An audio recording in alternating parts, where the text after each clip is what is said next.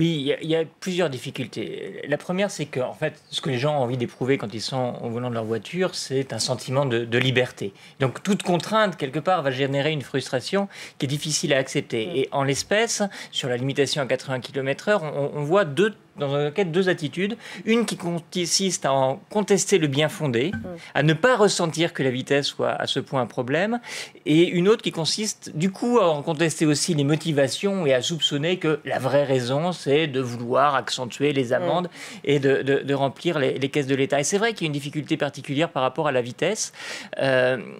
Sur l'alcool, en fait, les gens ressentent que quand ils ont bu, c'est compliqué de prétendre avoir les mêmes réflexes, la même lucidité. Donc il y a de la mauvaise foi. Donc, disons qu'il y a une dissonance entre un débat qui se veut rationnel, alors que les vraies motivations, elles sont sensorielles. Quand on est dans sa voiture et qu'on est à 80 km/h, on est frustré.